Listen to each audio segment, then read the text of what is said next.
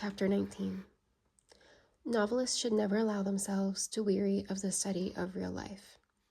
If they observe this duty conscientiously, they would give us fewer pictures checkered with vivid contrasts of light and shade. They would seldom elevate their heroes and heroines to the heights of rapture, still seldomer sink them to the depths of despair. For if we rarely taste the fullness of joy in this life, we yet more rarely savor the acrid bitterness of hopeless anguish. Unless indeed we have plunged like beasts into sensual indulgence, abused, strained, stimulated, again overstrained, and at last destroyed our faculties for enjoyment. Then, truly, we may find ourselves without support, robbed of hope. Our agony is great, and how can it end? We have broken the spring of our powers. Life must be all suffering, too feeble to conceive faith. Death must be darkness.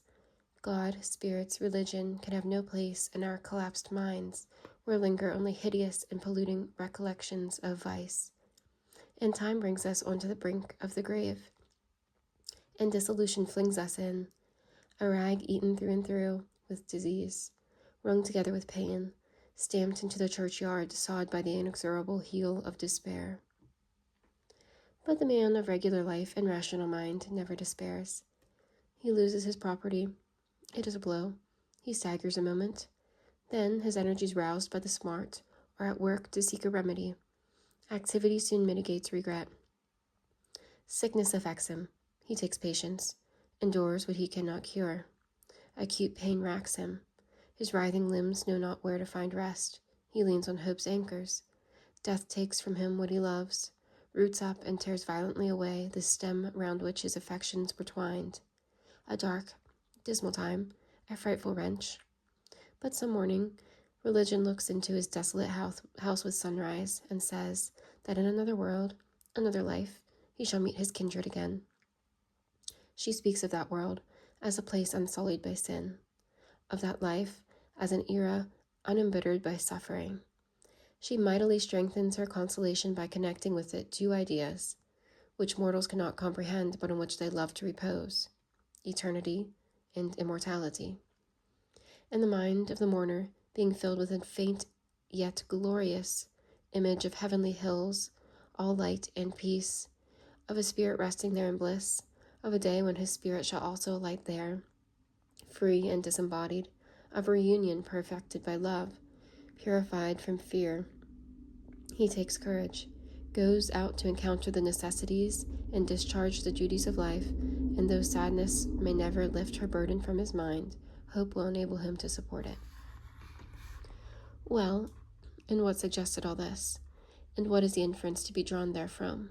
What suggested it is the circumstance of my best pupil, my treasure, being snatched from my hands and put away out of my reach. The inference to be drawn from it is that, being a steady, reasonable man, I did not allow the resentment, the disappointment, and grief engendered in my mind by this evil chance to grow there to any monstrous size. Nor did I allow them to monopolize the whole space of my heart. I pent them, on the contrary, in one straight and secret nook. In the daytime, too, when I was about my duties, I put them on the silent system, and it was only after I had closed the door of my chamber at night that I somewhat relaxed my severity towards these morose nurslings, and allowed vent to their language of murmurs. Then, in revenge, they sat on my pillow, haunted my bed, and kept me awake with their long midnight cry. A week passed, and I had said nothing more to Mademoiselle Reuter. I had been calm in my demeanor to her, though stony, cold, and hard. When I looked at her, it was with the glance fitting to be bestowed on one who I knew had consulted jealousy as an adviser and employed treachery as an instrument. The glance of quiet disdain and rooted distrust.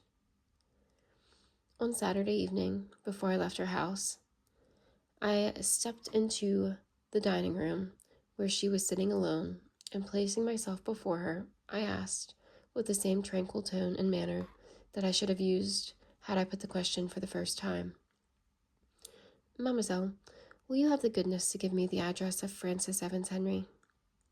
A little surprised, but not disconcerted, she smilingly disclaimed any knowledge of that address, adding, Monsieur has perhaps forgotten that I explained all about that circumstance before, a week ago. Mademoiselle, I continued, you would greatly oblige me by directing me to that young person's abode. She seemed somewhat puzzled, and at last looking up with an admirably counterfeited air of naivete, she demanded, Does Monsieur think I am telling an untruth? Still avoiding to give her a direct answer, I said, It is not, then, your intention, mademoiselle, to oblige me in this particular? But, Monsieur, how can I tell you what I do not know? Very well. I understand you perfectly, mademoiselle, and now I have only 2 or 3 words to say. This is the last week in July. In another month, the vacation will commence. Have the goodness to avail yourself of the leisure it will afford you to look out for another English master.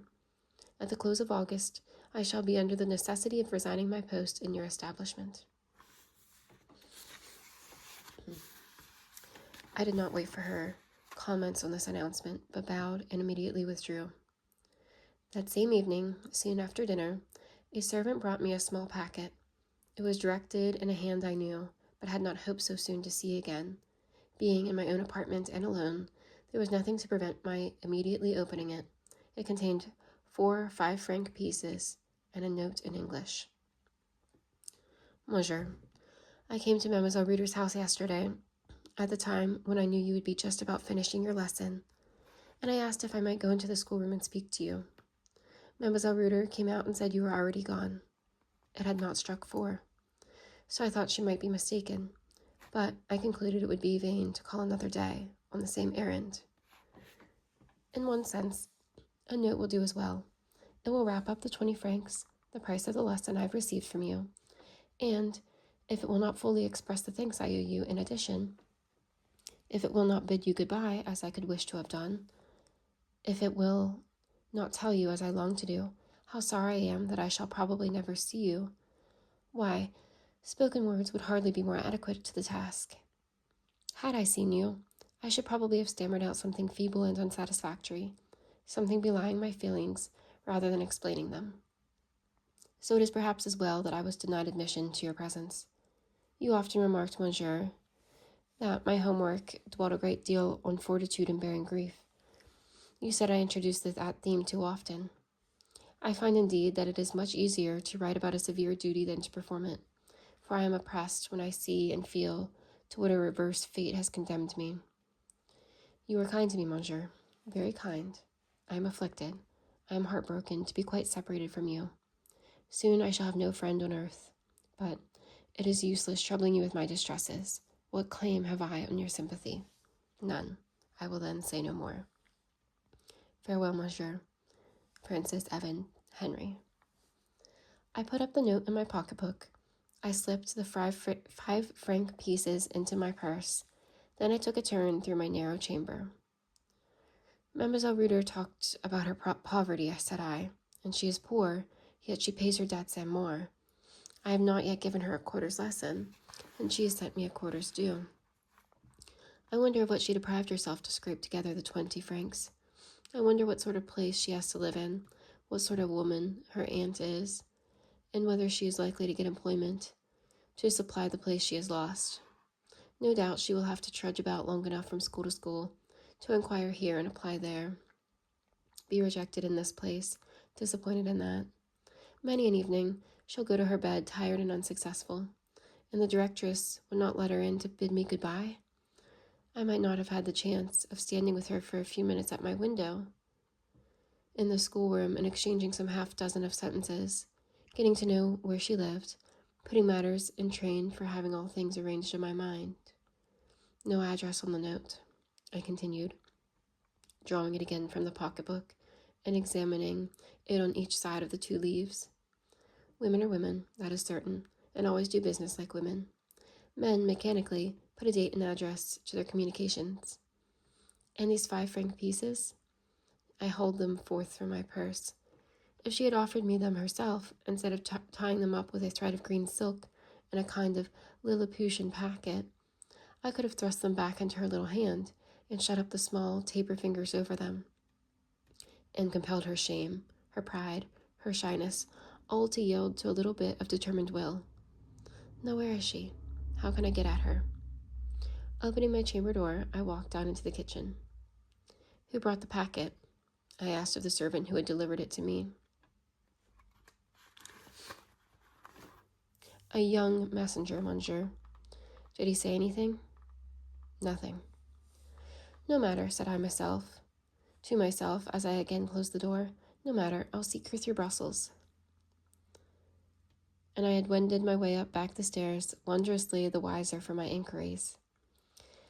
And I did. I sought her day by day, whenever I had a moment's leisure, for 4 weeks. I sought her on Sundays all day long. I sought her on the boulevards, in the Allée Verte, in the park. I sought her in St. Gudule, in St. Jacques. I sought her in the 2 Protestant chapels. I attended these latter at the German, French, and English services, not doubting I should meet her at one of them. All my researches were absolutely fruitless. My security on the last point was proved by the event to be equally groundless with my other calculations. I stood at the door of each chapel after the service and waited till every individual had come out, scrutinizing every gown draping a slender form, peering under every bonnet covering a young head. In vain I saw girlish figures pass me, drawing their black scarves over their sloping shoulders, but none of them had the exact turn and air of Mademoiselle Henry's. I saw pale and thoughtful faces framed in bands of brown hair, but I never saw her forehead, her eyes, her eyebrows. All the features of all the faces I met seemed frittered away because my eye failed to recognize the peculiarities it was bent upon. An ample space of brow, and a large, dark, and serious eye, with a fine but decided line of eyebrow traced above. "She has probably left Brussels. Perhaps has gone to England, as she said she would," muttered I inwardly, as on the afternoon of the 4th Sunday. I turned from the door of the Chapel Royal, which the doorkeeper had just closed and locked, and followed in the wake of the last of the congregation, now dispersed and dispersing over the square. I had soon outwalked the couples of English gentlemen and ladies. Gracious goodness, why don't they dress better? My eye is yet filled with visions of the high-flounced, slovenly, and tumbled dresses in costly silk and satin, of the large, unbecoming collars and expensive lace, of the ill-cut coats and strangely fashioned pantaloons which every Sunday at the English service filled the choirs of the Chapel Royal, and, after it, issuing forth into the square, came into disadvantageous contrast with freshly and trimly attired foreign figures, hastening to attend salute at the church of Coburg. I had passed these pairs of Britons, and the group of pretty British children, and the British footmen and waiting maids. I had crossed the Place Royale, and got into the Rue Royale. Thence I had diverged into the Rue de Louvain, an old and quiet street. I remembered that feeling, a little hungry, and not desiring to go back and take my share of the meal now on the refectory table at Palais, to wit, pistolets and water. I stepped into a baker's and refreshed myself on a koek. It is a Flemish word, and I don't know how to spell it. A currant bun, and a cup of coffee, and then I strolled on towards the Porte de Louvain.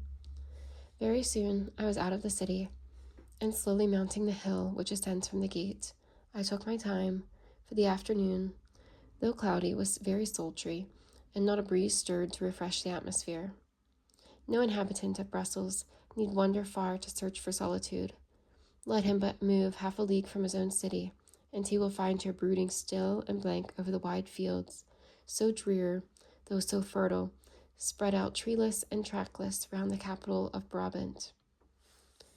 Having gained the summit of the hill, and having stood and looked long over the cultured but lifeless campaign, I felt a wish to quit the high road, which I had hitherto followed, and get in among those tilled grounds, fertile as the bells of Brobigdanian kitchen garden, spreading far and wide, even to the boundaries of the horizon, from where a dusk green distance changed them to a solemn blue, and confused their tints with those of the livid and thunderous-looking sky. Accordingly, I turned up a bypath to the right. I had not followed it far before it brought me, as I expected, into the fields, amidst which, just before me, stretched a long and lofty white wall enclosing, as it seemed from the foliage shown above, some thickly planted nursery of yew and cypress, for of that species were the branches resting on the pale parapets, and crowding gloomily about a massive cross, planted doubtless on a central eminence and extending its arms, which seemed of black marble, over the summits of those sinister trees. I approached, wondering to what house this well-protected garden appertained. I turned the angle of the wall, thinking to see some stately residence. I was close upon great iron gates. There was a hut serving for a lodge near, but I had no occasion to apply for the key. The gates were open. I pushed one leaf back. Rain had rusted its hinges, for it groaned dolefully as they revolved. Thick planting embowered the entrance. Passing up the avenue, I saw objects on each hand, which, in their own mute language of inscription and sign, explained clearly to what abode I had made my way. This was the house appointed for all living. Crosses, monuments, and garlands of everlastings announced the Protestant cemetery outside the gate of Louvain. The place was large enough to afford half an hour's strolling without the monotony of treading continually the same path. And for those who loved to peruse the annals of graveyards, here was a variety of inscription enough to occupy the attention for double or treble that space of time. Hither people of many kindreds, tongues, and nations had brought their dead for interment. And here, on pages of stone, of marble, and of brass, were written names, dates, last tributes of pomp or love, in English and French and German and Latin. Here the Englishman had erected a marble monument over the remains of his Mary Smith or Jane Brown, and inscribed it only with her name. There, the French widower had shaded the grave of his Elmire or Celestine with a brilliant thicket of roses, amidst which a little tablet rising bore an equally bright testimony to her countless virtues. Every nation, tribe, and kindred mourned after its own fashion, and how soundless was the mourning of all. My own tread, though slow and upon smooth-rolled paths, seemed to startle, because it formed the sole break to a silence otherwise total. Now, not only the winds, but the very fitful wandering airs were that afternoon, as by common consent, all fallen asleep in their various quarters. The north was hushed, the south silent, the east sobbed not, nor did the west whisper. The clouds in heaven were condensed and dull, but apparently quite motionless.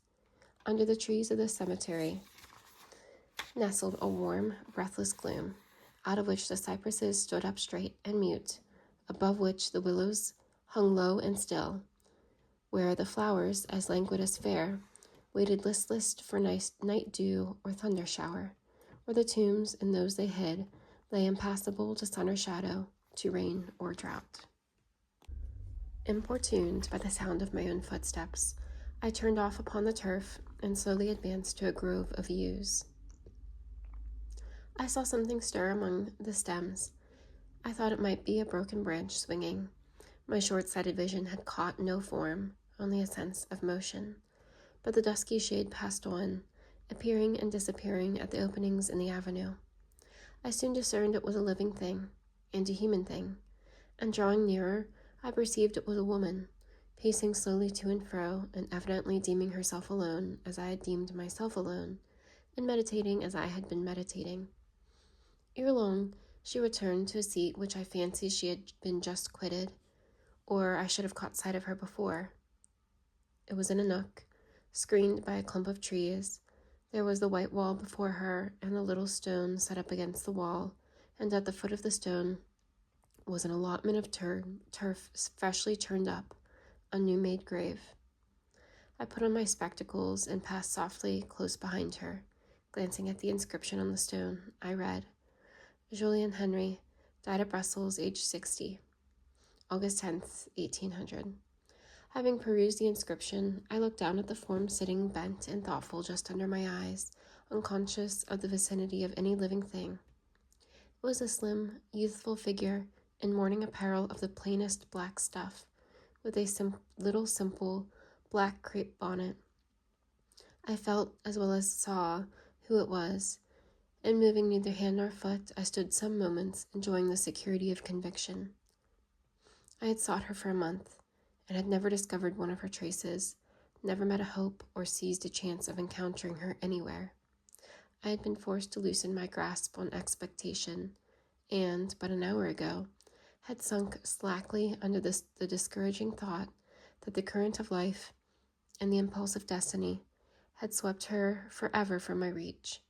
And behold, while bending suddenly earthward beneath the pressure of despondency, while following with my eyes the track of sorrow on the turf of a graveyard, here was my lost jewel, dropped on the tear-fed herbage, nestling in the messy and moldy roots of yew trees. Frances sat very quiet, her elbow on her knee and her head on her hand. I knew she could retain a thinking attitude a long time without change.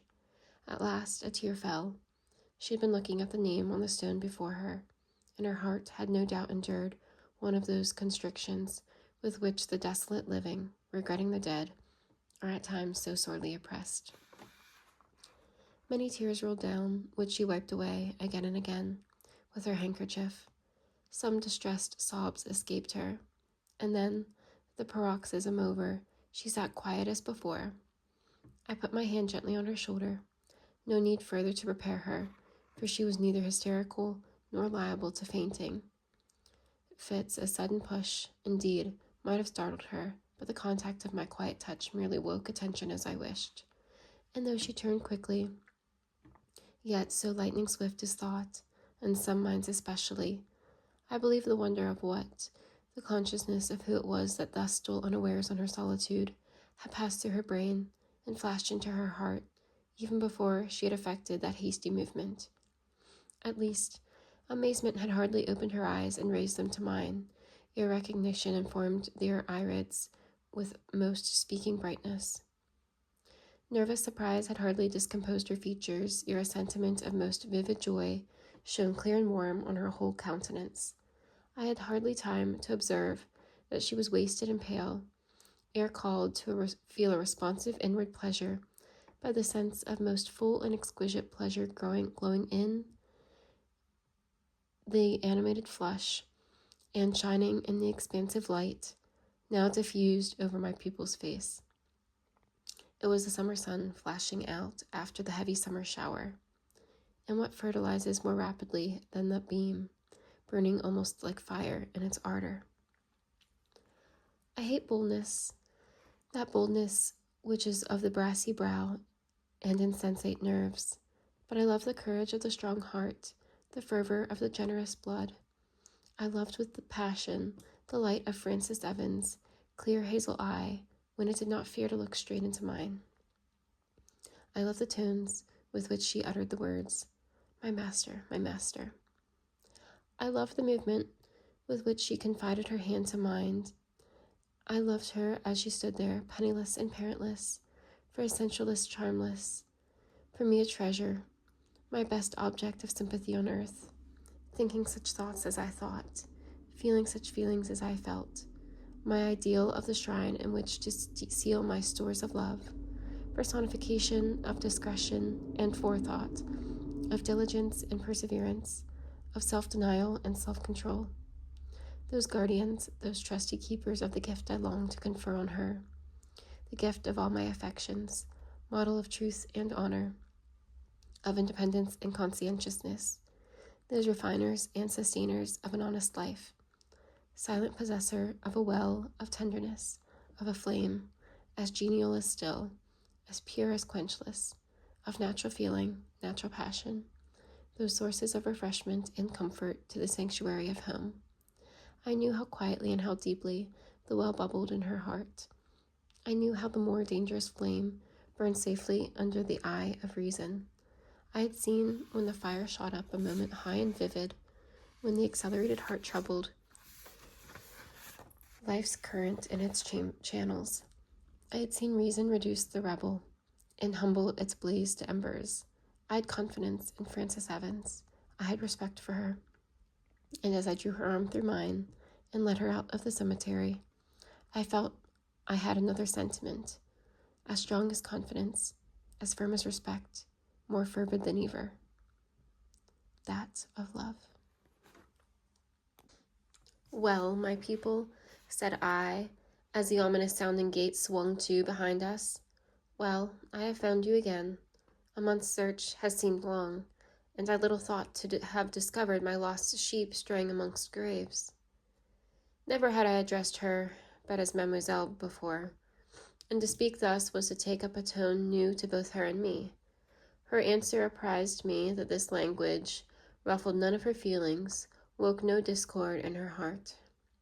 My master, she said, have you troubled yourself to seek me?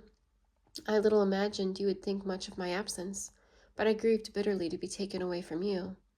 I was sorry for that circumstance when heavier troubles ought to have made me forget. Your aunt is dead? Yes, a fortnight since, and she died full of regret, which I could not chase from her mind. She kept repeating, even during the last night of her existence, Francis, you will be so lonely when I am gone, so friendless.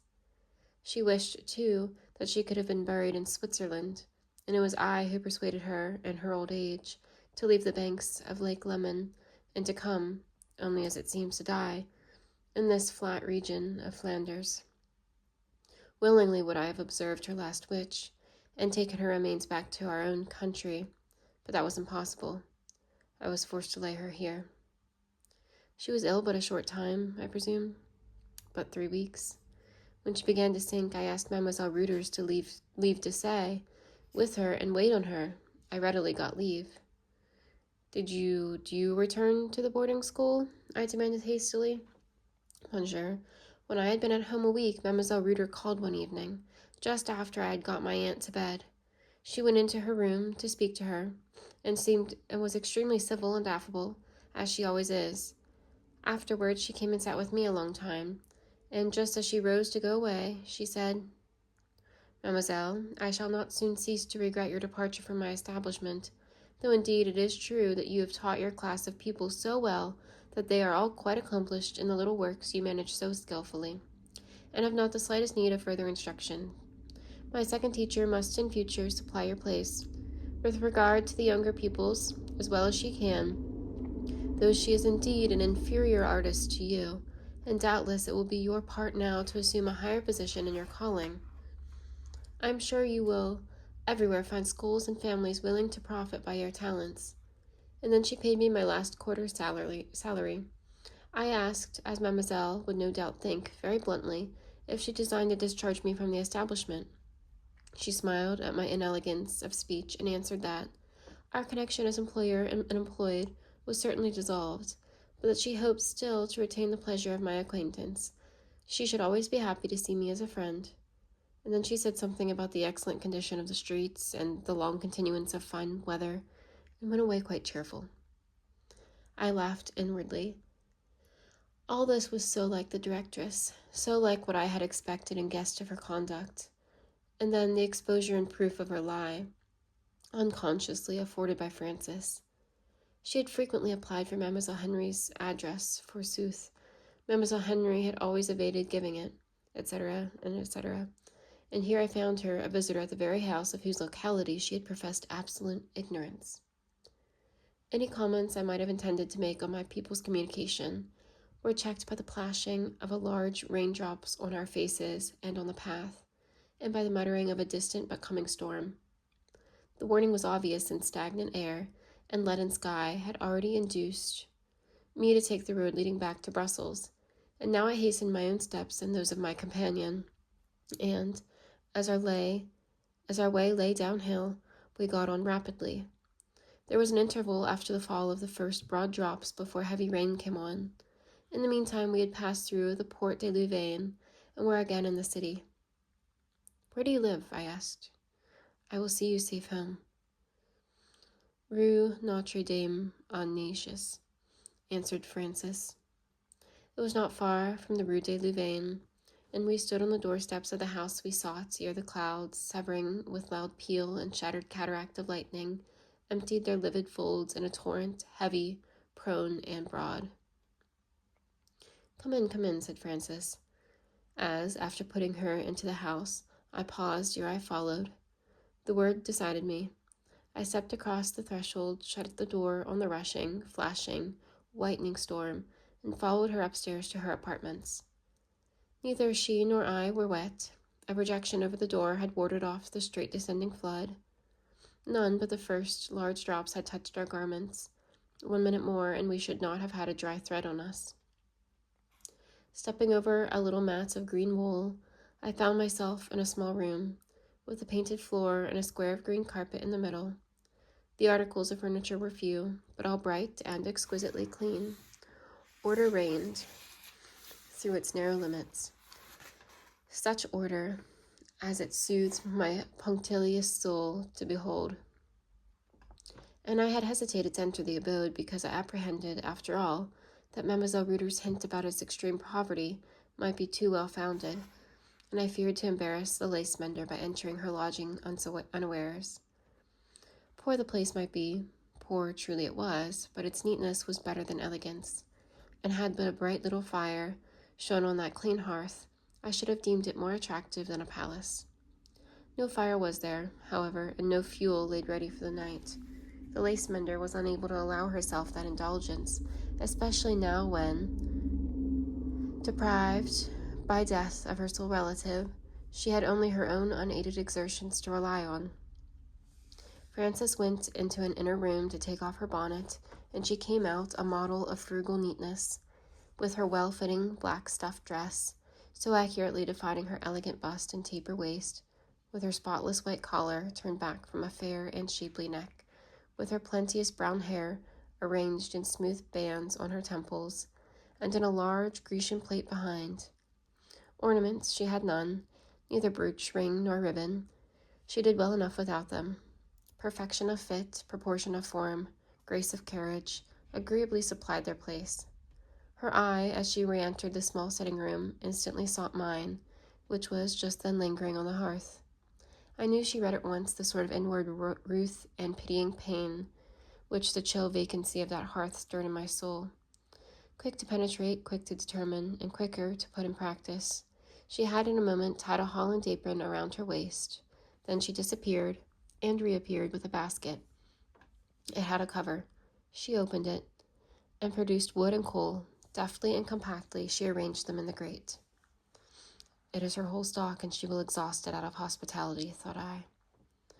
What are you going to do? I asked. Not surely to light a fire this hot evening. I shall be smothered. Indeed, monsieur, I feel it very chilly since the rain began. Besides, I must boil the water for my tea, for I take tea on Sundays. You will be obliged to try and bear the heat. She had struck a light. The wood was already in blaze, and truly, when contrasted with the darkness, the wild tumult of the tempest without, that peaceful glow which began to beam on the now animated hearth seemed very cheering. A low purring sound from some quarter announced that another being, besides myself, was pleased with the change. A black cat, roused from the light from its sleep on a little cushioned footstool, came and rubbed its head against Frances's gown as she knelt. She caressed it, saying it had been a favorite with her Aunt Julian. The fire being lit, the hearth swept, and a small kettle of very antique pattern, such as I thought I remembered to have seen in an old farmhouse in England, placed over the now ruddy flame. Frances's hands were washed and her apron removed in an instant. Then she opened a cupboard and took out a tea tray, on which she had soon arranged a china tea equipage, whose pattern, shape, and size denoted a remote antiquity. A little old-fashioned silver spoon was deposited in each saucer, and a pair of silver tongs, equally old-fashioned, were laid on the sugar basin. From the cupboard, too, was produced a tidy silver cream ewer, not larger than an eggshell. While making these preparations, she chanced to look up, and, reading curiosity in my eyes, she smiled and asked, "Is this like England, monsieur?" "Like the England of 100 years ago," I replied. "Is it truly? Well, everything on this tray is at least 100 years old. These cups, these spoons, this ewer, are all heirlooms. My great-grandmother left them to my grandmother. She to my mother, and my mother brought them with her from England to Switzerland and left them to me. And ever since I was a little girl, I have thought I should like to carry them back to England whence they came." She put some pistolets on the table. She made the tea, as foreigners do make tea, at the rate of a teaspoonful to half a dozen cups, She placed me a chair, and as I took it, she asked with a sort of exultation, "Will it make you think yourself at home for a moment?" "If I had a home in England, I believe I would recall it," I answered, and in truth there was a sort of illusion of seeing the fair-complexioned, English-looking girl presiding at the English meal and speaking in the English language. "You have, then, no home?" was her remark. "None, nor ever have had. If ever I possess a home, it must be of my own making, and the task is yet to begin." And as I spoke, a pang, new to me, shot across my heart. It was a pang of mortification at the humility of my position and the inadequacy of my means, while with that pang was born a strong desire to be more, earn more, be more, possess more. And in the increased possessions, my roused and eager spirit panted to include the home I had never had, the wife I inwardly vowed to win. Frances's tea was little better than hot water, sugar, and milk, and her pistolets, with which she could not offer me butter, were sweet to my palate as manna. The repast over, and the treasured plate and porcelain being washed and put by, the bright table rubbed still brighter, the chat of my Aunt Julian also being fed, with provisions brought forth on a plate for its special use, a few stray cinders and a scattering of ashes too being swept from the hearth, Frances at last sat down, and then, as she took a chair opposite to me, she betrayed for the first time a little embarrassment. And no wonder, for indeed I had unconsciously watched her rather too closely, followed all her steps and her movements a little too perseveringly with my eyes, for she mesmerized me by the grace and alertness of her action, by the deft, cleanly, and even decorative effect resulting from each touch of her slight and fine fingers. And when at last she subsided to stillness, the intelligence of her face seemed beauty to me, and I dwelt on it accordingly.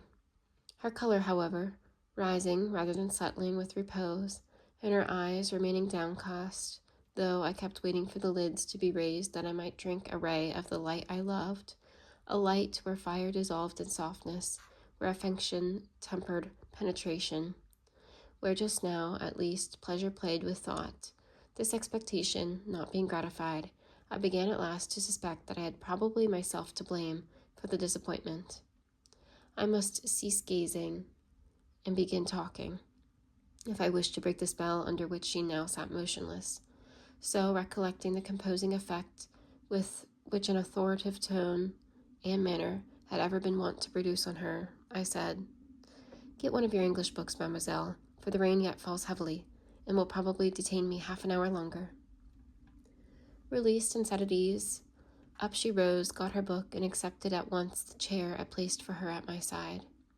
She had selected Paradise Lost from her shelf of classics, thinking, I suppose, the religious character of the book best adapted it to a Sunday. I told her to begin at the beginning, and while she read Milton's invocation to that heavenly muse, who on the secret top of the Oreb or Sinai had taught the Hebrew shepherd how in the womb of chaos the conception of a world had originated and ripened, I enjoyed, undisturbed, the treble pleasure of having her near me, hearing the sound of her voice, a sound sweet and satisfying in my ear, and, looking by intervals at her face, of this last privilege, I chiefly availed myself when I found fault with an intonation, a pause, or an emphasis. As long as I was dogmatized, I might also gaze, without exciting too warm a flush. "Enough," said I, when she had gone through some half-dozen pages, a work of time, with her, for she read slowly and paused often to ask and receive information. "Enough. And now the rain is ceasing, and I must soon go." For indeed, at that moment, looking towards the window, I saw it all blue, the thunder clouds were broken and scattered, and the setting August sun sent a gleam like the reflection of rubies through the lattice. I got up. I drew on my gloves. "You have not yet found another situation to supply the place of that from which you were dismissed by Mademoiselle Reuter?" "No, monsieur. I have made inquiries everywhere, but they all ask me for references, and to speak truth, I do not like to apply the directress, because I consider she acted neither justly nor honorably towards me. She used underhand means to set my pupils against me, and thereby render me unhappy while I held my place in her establishment, and she eventually deprived me of it by a masked and hypocritical maneuver, pretending that she was acting for my good, but really snatching from me my chief means of subsistence. At a crisis when not only my own life, but that of another, depended on my exertions. Of her, I will never more ask a favor. How then do you propose to get on? How do you live now? I have still my lace-mending trade. With care, it will keep me from starvation, and I doubt not by dint of exertion to get better employment yet. It is only a fortnight since I began to try. My courage or hopes are by no means worn out yet. And if you get what you wish, what then? What are your ultimate views? To save enough to cross the Channel. I always looked to England as my Canaan. Well, ere long I shall pay you another visit. Good evening now. And I left her rather abruptly. I had much ado to resist a strong inward impulse, urging me to take a warmer, more expressive leave. What so natural as to fold her for a moment in a close embrace, to imprint one kiss on a cheek or her forehead? I was not unreasonable.